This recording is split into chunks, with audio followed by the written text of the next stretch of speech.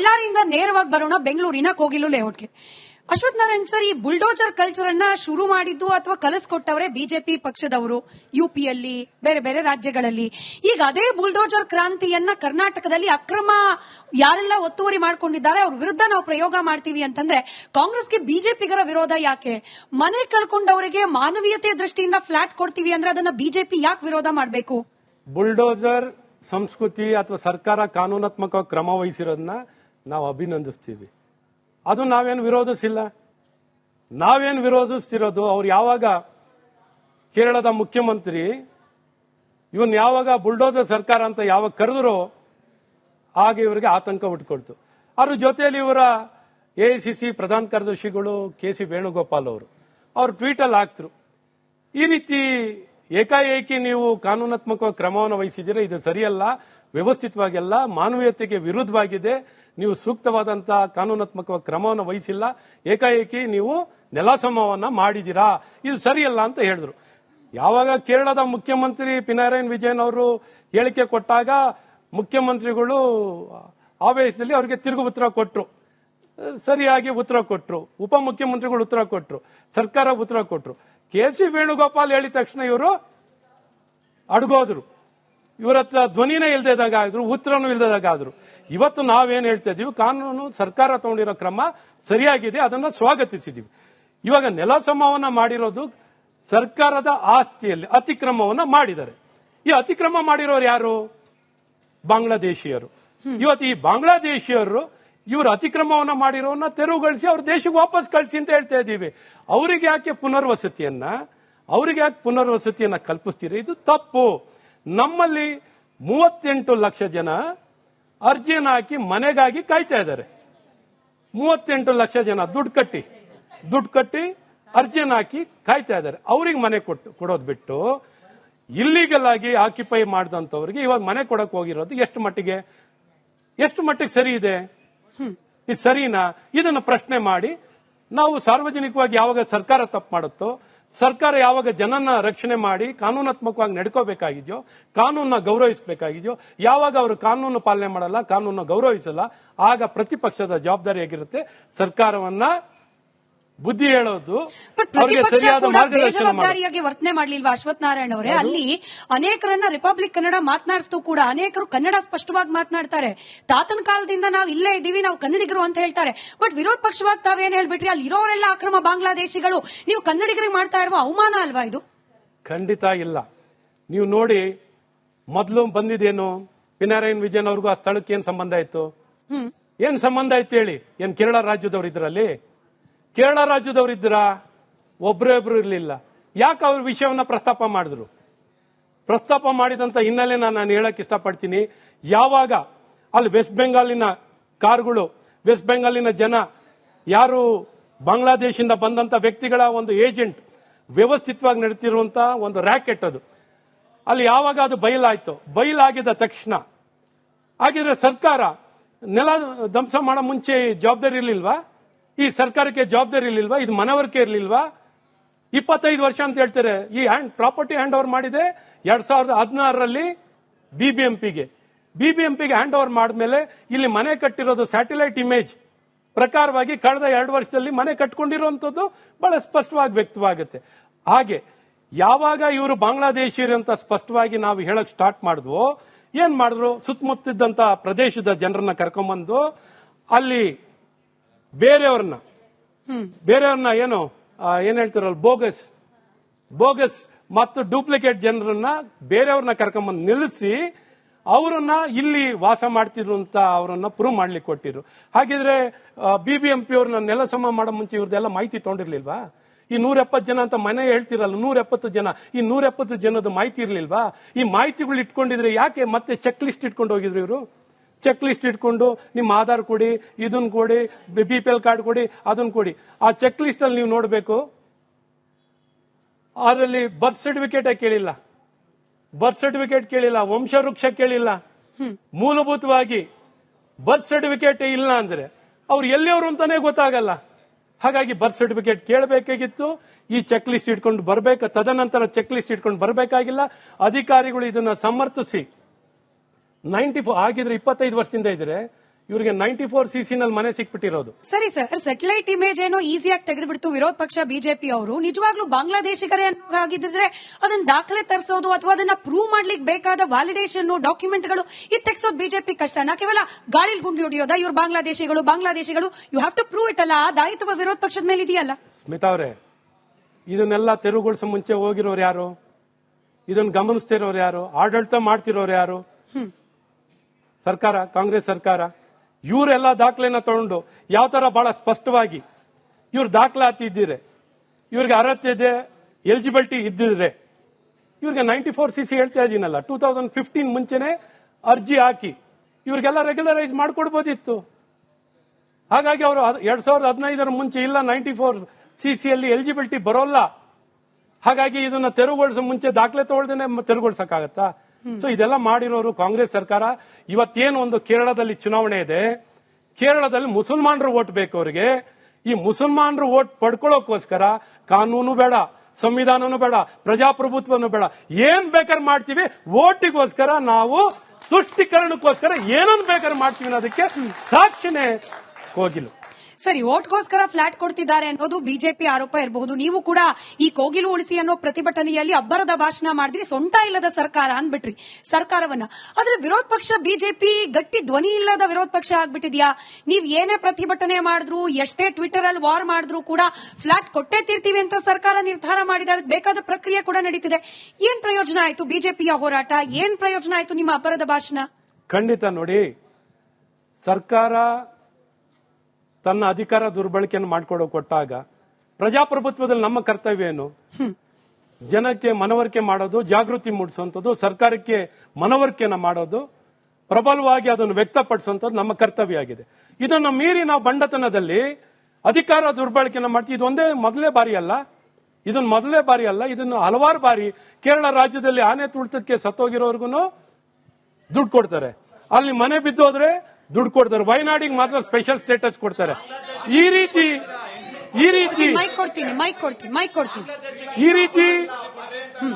ರೀತಿ ನಾನು ನಮ್ಮ ರಾಜ್ಯದಲ್ಲೂ ಕೊಟ್ಟು ನಮ್ಮ ರಾಜ್ಯದಲ್ಲಿ ಕೊಡೋದು 50,000 ರೂಪಾಯಿ, ಅಲ್ಲಿ ಹೋದ್ರೆ 25 ಲಕ್ಷ ರೂಪಾಯಿ. ಈ ರೀತಿ ತಾರತಮ್ಯವನ್ನ ತಮ್ಮ ದುಡ್ಡಲ್ಲಿ, ಕಾಂಗ್ರೆಸ್ ಪಕ್ಷ ದುಡ್ಡಲ್ಲಿ ಕೊಟ್ರೆ ಬಹಳ ಸಂತೋಷಪ್ಪ ಅಂತ ಹೇಳ್ಬೋದು. ಕಾಂಗ್ರೆಸ್ ಪಕ್ಷದ ದುಡ್ಡಲ್ಲಿ ಇವರೆಲ್ಲ ಸಹಾಯ ಮಾಡಿದ್ರೆ ಸ್ವಾಗತ. ಇವರು ಸರ್ಕಾರದ ದುಡ್ಡನ್ನ ಹೀಗೆ ಮನಬಂದಂತೆ ದುರ್ಬಳಕೆಯನ್ನ ಮಾಡ್ಕೊಳ್ಳೋದಕ್ಕೆ ಇವರಿಗೆ ಅಧಿಕಾರ ಎಲ್ಲಿದೆ? ಸೊ ಹಾಗಾಗಿ ಇವತ್ತು ಇದನ್ನೆಲ್ಲ ಬಯಲಿಗೆ ಎಳೆಯುವಂತ ಕೆಲಸಗಳನ್ನ ನಾವು ಮಾಡ್ತಾ ಇದೀವಿ. ಸರಿ, ಬೊಮ್ಮಾಯಿ ಅವರು ಹೇಳ್ತಾರೆ ಬಿಜೆಪಿ ಅನೇಕ ನಾಯಕರ ಬಾಯಲ್ಲೂ ಕೂಡ ಈ ಮಾತು ರಿಪೀಟ್ ಆಗ್ತಾ ಇದೆ, ಕೇರಳದಲ್ಲಿ ರಾಜಕಾರಣಿಗಳಿಗೆ ನೆಗಡಿ ಆದ್ರೆ ರಾಜ್ಯದ ಕಾಂಗ್ರೆಸ್ ನಾಯಕರು ಸೀನಕ್ ಶುರು ಮಾಡ್ತಾರೆ ಅಂತ ಹೇಳಿ. ಇಂತಹ ಆರೋಪ ಯಾಕೆ? ಕೇವಲ ಈ ಕೋಗಿಲು ಲೇಔಟ್ ವಿಚಾರಕ್ಕೆ ಮಾತ್ರನಾ ಅಂತ? ಕೋಗಿಲು ಲೇಔಟ್ ವಿಚಾರದಲ್ಲಾಗ್ಲಿ ಎಲ್ಲಾ ವಿಚಾರದಲ್ಲೂ ಕಾಂಗ್ರೆಸ್ ಅವರಿಗೆ ಕೇರಳದಲ್ಲಿ ಹೇಗಾರ ಮಾಡಿ ಅಲ್ಲಿ ಅವ್ರ MP ಗೆದ್ದಿರುವಂತವ್ರು, ಅವರ ಪ್ರತಿಪಕ್ಷದ ನಾಯಕರು ಮೊದಲು ಗೆದ್ದಿರು, ಈಗ ಅವ್ರ ಸೋದರಿಯರು ಗೆದ್ದಿದ್ದಾರೆ. ವಯನಾಡಿನಲ್ಲಿ ವಿಶೇಷವಾಗಿ, ಅಲ್ಲಿ ಕೇರಳದಲ್ಲಿ ಅವ್ರ ಸರ್ಕಾರ ಇಲ್ವಲ್ಲ, ಅವ್ರ ಸರ್ಕಾರ ಇಲ್ಲದಾಗ ಇಲ್ಲಿಂದ ಕಾಂಪ್ಲಿಮೆಂಟ್ ಮಾಡಬೇಕು, ಇಲ್ಲಿಂದ ಬೆಂಬಲ ಕೊಡಬೇಕು, ಇಲ್ಲಿಂದ ಏನೇನು ಸಹಕಾರ ಕೊಡಬೇಕು ಕೊಡುವಂತದ್ದು ಮಾಡ್ತಿದ್ದಾರೆ. ಮತ್ತು ಹೇಗೋ ಅರ್ಜೆಂಟ್ ಅಲ್ಲಿ ಇದ್ದಾರೆ KC ವೇಣುಗೋಪಾಲ್ ಅವರು, ಹೇಗಾರ ಮಾಡಿ ಕೇರಳ ರಾಜ್ಯದ ಮುಖ್ಯಮಂತ್ರಿ ಆಗಬೇಕು ಅಂತ ಅದಾಗ್ಲಿಕ್ಕೆ ಕೊಟ್ಟಿದ್ದಾರೆ. ಅದಕ್ಕೋಸ್ಕರ ಇಲ್ಲಿ ಕಾನೂನ ಗಾಳಿಗೆ ತೂರಿ ನಾವು ಹೌಸಿಂಗ್ ಬೋರ್ಡ್ನ ಅಲ್ಲಿರುವಂತ ಕಮಿಷನರ್ನ ಪ್ರಶ್ನೆ ಮಾಡಿದ್ವು, ನೀವು ಕೊಡ್ಲಿಕ್ಕೆ ಆಗುತ್ತಪ್ಪ ಅಂತ ಕೇಳಿದ್ರೆ ಈ ಕಾನೂನಲ್ಲಿ ಕೊಡ್ಲಿಕ್ಕೆ ಆಗಲ್ಲ ಅಂತ ಹೇಳಿದ್ದಾರೆ. ಮಾಧ್ಯಮದ ಮುಂದೆನೆ ಕೇಳಿದೀವಿ, ಈ ಕಾನೂನಲ್ಲಿ ಅವಕಾಶ ಇದೆಯಾ ಇವ್ರು ಕೊಡ್ಲಿಕ್ಕೆ?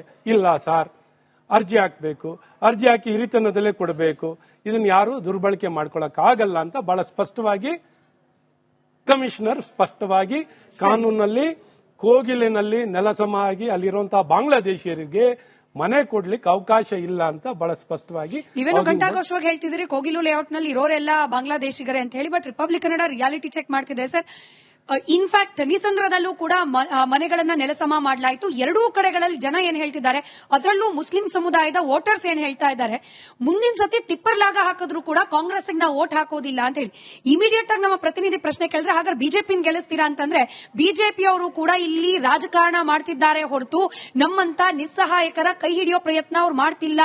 ಅಲ್ಲಿಗೆ ಅವ್ರಿಗೆ ಕಾಂಗ್ರೆಸ್ ಬೇಡ, ಬಿಜೆಪಿನೂ ಬೇಡ, ಆ ಪರಿಸ್ಥಿತಿಗೆ ಬಂದಿದ್ದಾರೆ ಈ ರಾಜ್ಯದ ವೋಟರ್ಸ್. ಅವರು ಬಾಂಗ್ಲಾದೇಶಿಗರಲ್ಲ, ನಮ್ಮ ರಾಜ್ಯದ ವೋಟರ್ಸ್. ನೀವು ನೋಡಿ ಸ್ಮಿತಾ ಅವರೇ, 38 ಲಕ್ಷ ಜನ ದುಡ್ಡು ಕಟ್ಟಿ ಅರ್ಜಿ ಹಾಕ್ತವ್ರಿಗೆ ನ್ಯಾಯ ಕೊಡಬೇಕಾ, ಏನು ನುಸುಳಿಗೋರರಿಗೆ ಕೊಡಬೇಕಾ, ಇಲ್ಲಿಗಲ್ ಮೈಗ್ರೆಂಟ್ಸ್ ಕೊಡಬೇಕಾ, ಬಾಂಗ್ಲಾದೇಶಿಯರಿಗೆ ಕೊಡಬೇಕಾ? ಇಲ್ಲಿ ನ್ಯಾಯಯುತವಾಗಿ ದುಡ್ಡನ್ನು ಕೊಟ್ಟು 2017ರಲ್ಲಿ ಪ್ರಾರಂಭ ಆಗಿರೋ ಯೋಜನೆ ಇದು. ಯಾವಾಗ ಪ್ರಾರಂಭ ಆಗಿರೋದು? 2017 ಆದರೂ ಈಗ ಹ್ಯಾಂಡ್ ಓವರ್ ಆಗಿರುವಂತ ಮನೆಗಳು 2,500 ಮನೆ ಹ್ಯಾಂಡ್ ಓವರ್ ಆಗಿರೋದು. ಅರ್ಜಿಗಳು ಹಾಕಿರೋದು ಎಷ್ಟು? ಬೆಂಗಳೂರಿನಲ್ಲೇ 65,000 ಅರ್ಜಿ ಹಾಕಿರೋದು. ಸೊ ಈ ಪರಿಸ್ಥಿತಿಯಲ್ಲಿ ಈ ಸರ್ಕಾರ ದುಡ್ಡು ಕೊಟ್ಟು ಮನೆ ತಗೊಳ್ಳೋರ್ಗು ಅವಕಾಶ ಮಾಡಿಕೊಡ್ದೇನೆ ಬಡವರು ಎಲ್ಲಿಗೆ ಹೋಗ್ಬೇಕು? ಈ ಸರ್ಕಾರ ನ್ಯಾಯಯುತವಾಗಿ ನ್ಯಾಯವನ್ನು ಗೌರವಿಸಬೇಕಾ, ಕಾನೂನನ್ನ ಅಗೌರವಿಸಿ ಅಕ್ರಮವನ್ನು ಮಾಡಿರುವಂತ ಇವತ್ತು ಬಿಡಿಎ ಲೇಔಟ್ಗಳಲ್ಲಿ ಅಕ್ರಮ ಮಾಡಿದ್ರು. ಮೊನ್ನೆ ಅದೇ ಬ್ಯಾಟರಾಯನಪುರದಲ್ಲಿ ತೆರವುಗೊಳಿಸಿದ್ರು. ಅವ್ರಿಗೆ ಯಾಕೆ ಮನೆ ಕೊಡಲ್ಲ? ಈ ರೀತಿ ಅಕ್ರಮವಾಗಿ ಮನೆ ಕಟ್ಟಿದಾರಲ್ಲ, ಎಲ್ಲಾ ಕಡೆ ಕಟ್ತಾ ಇದಾರಲ್ಲ, ಅವ್ರಿಗೂ ಎಲ್ಲ ಮನೆ ಕೊಡಿ. ಸರಿ, ಇವತ್ತು ಕೆರೆನಲ್ಲಿ ತೆರವುಗೊಳಿಸಿದ್ರಲ್ಲ, ಕೆರೆಗಳಲ್ಲಿ ಹಲವಾರು ಕೆರೆಗಳಲ್ಲಿ ತೆರವುಗೊಳಿಸಿದ್ರು, ಅವ್ರಿಗೆಲ್ಲ ಯಾಕೆ ಮನೆ ಕೊಟ್ಟಿಲ್ಲ? ಇನ್ನ ಅವ್ರೇನ್ ಮನುಷ್ಯರಲ್ವಾ ಇವ್ರಿಗೆ? ನಾವು ಹೋರಾಟನೂ ಮಾಡಿದೀವಿ, ಸ್ಪಷ್ಟವಾಗಿ ಮನೇನೂ ಕೊಡಿ ಅಂತ ಕೇಳಿದೀವಿ, ನೀವು ಕೊಟ್ಟಿಲ್ಲ. ಈ ಸರ್ಕಾರಕ್ಕೆ ಎಲ್ಲಿ ಮುಸಲ್ಮಾನರು ಬಿಟ್ರೆ ಬೇರೆ ಸರ್ಕಾರಕ್ಕೆ ಯಾರು ಕಾಣಲ್ಲ. ಸರಿ, ನಾನು ಈ ಕೋಗಿಲು ಲೇಔಟ್ ವಿಚಾರಕ್ಕೆ ಸಂಬಂಧಪಟ್ಟಂತೆ ಆಡಿಯನ್ಸ್ಗೆ ಪ್ರಶ್ನೆ ಕೇಳಲಿಕ್ಕೆ ಅವಕಾಶ ಕೊಡೋಕ್ ಮುಂಚೆ ಈ ವಿಚಾರಕ್ಕೆ ನನ್ನ ಕಡೆ ಪ್ರಶ್ನೆ. ಕಾಂಗ್ರೆಸ್ನವರೇನೋ ಓಟ್ಗಳ ಓಲೈಕೆಗೋಸ್ಕರ ರಾಜಕಾರಣ ಮಾಡ್ತಿದ್ದಾರೆ, ಬಿಜೆಪಿಗೆ ಮುಸಲ್ಮಾನರ ಓಟೇ ಬೇಡವಾ? ಖಂಡಿತ ನಂಬೇಕು, ನಾವೇನು ಬೇಡ ಅಂತ ಹೇಳಲ್ಲ.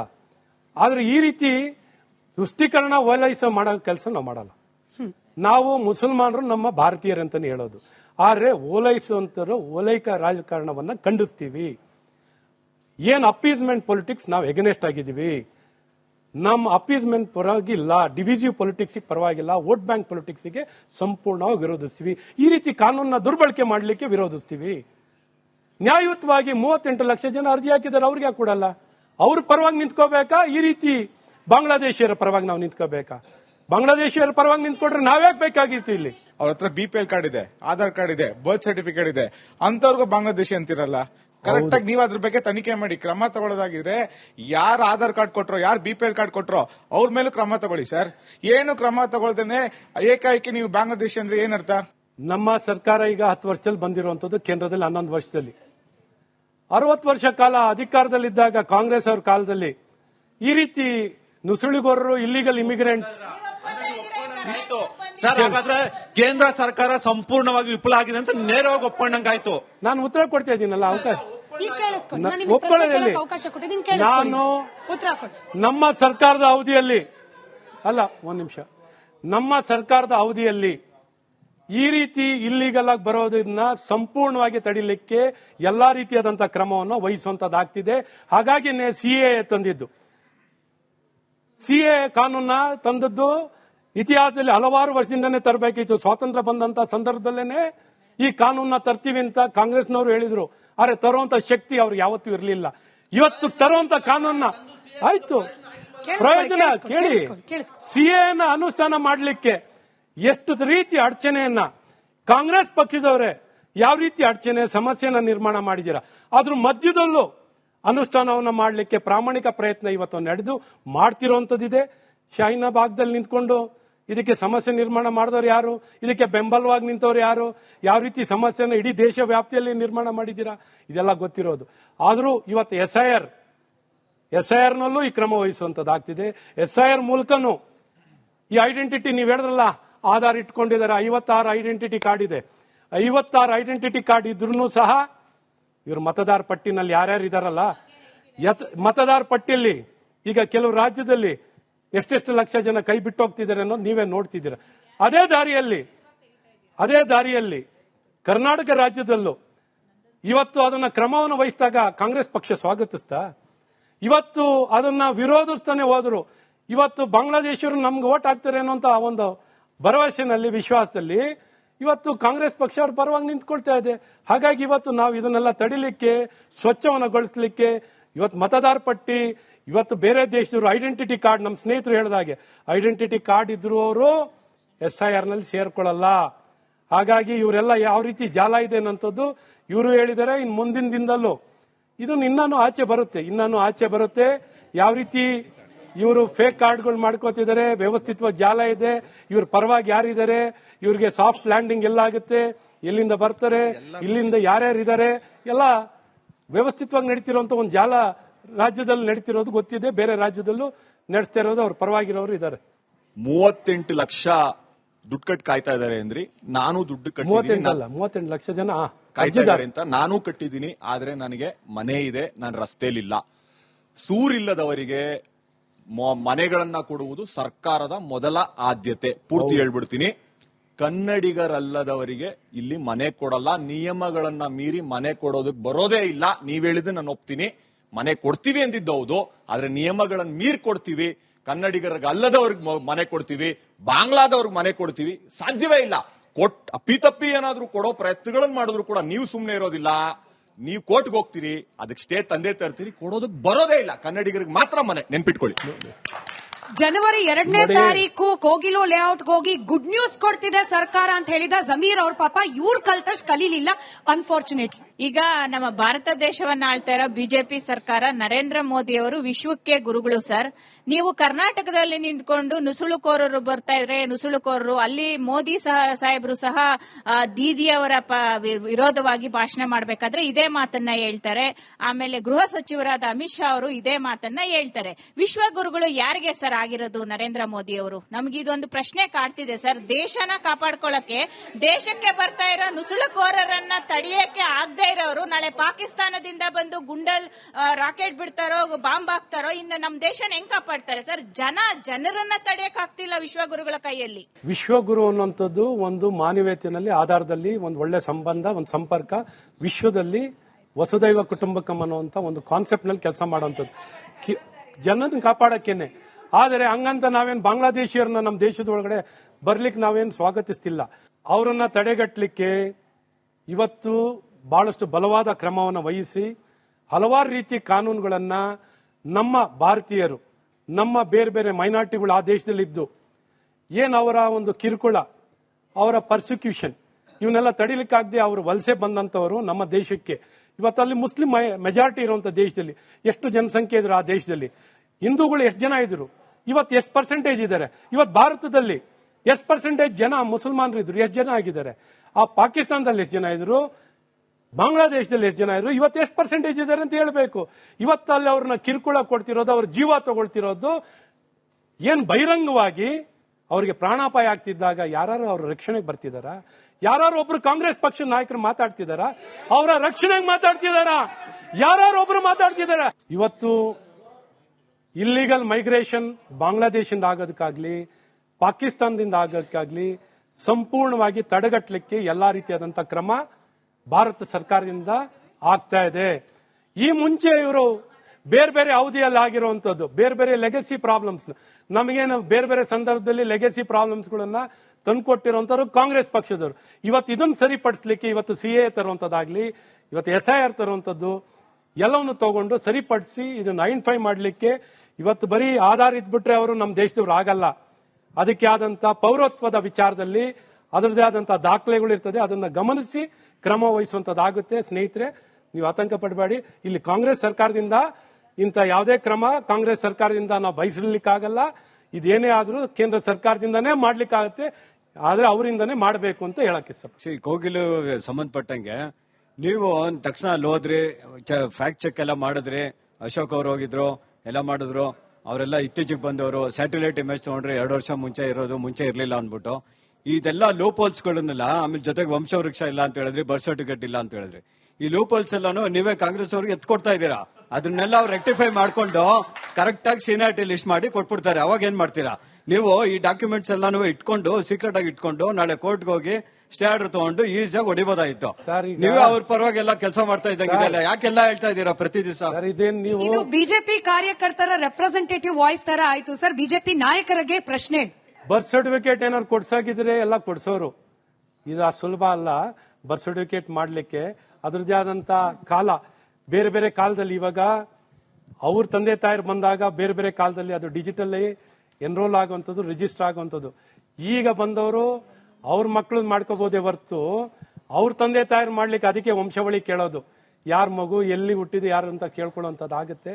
ಹಾಗಾಗಿ ಇವ್ರು ಏನೇ ಪ್ರಯತ್ನ ಮಾಡಿದ್ರು ಇದೆಲ್ಲ ಆಗದೆ ಕೆಲಸಗಳು. ಅವ್ರಿಗೇನು ಗೊತ್ತಿಲ್ಲ ಅನ್ಕೋಬೇಡಿ, ಗೊತ್ತಿಲ್ಲ, ಅವ್ರ ಹತ್ರ ದಾಖಲೆ ಇಲ್ದಿದ್ದನ್ನ ಇದನ್ನ ಬಯಲಿಗೆಳೆಯುವಂಥದ್ದು ಸ್ಪಷ್ಟಪಡಿಸಲಿಕ್ಕೆ ಸ್ಪಷ್ಟವಾಗಿ ಈ ದಾಖಲೆನ ಕೇಳ್ತಿಲ್ಲ, ಕೇಳಿ ಅಂತಾನೆ ಹೇಳಿ ಇದನ್ನ ಒದಗಿಸಿದ್ರು ಈಗ ಅವ್ರ ಕೈನಲ್ಲಿ ಒದಗಿಸ್ಲಿಕ್ಕೆ ಆಗಲ್ಲ. ಗೊತ್ತಿಲ್ಲ ಪರಮೇಶ್ವರ್ ಅವರು ಇಲ್ಲಿ ಎಲ್ಲಿ ಭರತ್ ರೆಡ್ಡಿ ಆದಂತಹ ಇದನ್ನ ಅಲ್ಲಿಗೆ ಹೋಗಿ ಮೀಟಿಂಗ್ ಮಾಡ್ತಾರೆ. ಅದು ಯಾರು? ಡಿಸಿಎಂ ಅವರ ನೇತೃತ್ವದಲ್ಲಿ ಇದೇ ತಿಳ್ಕೊಳ್ಳಿ.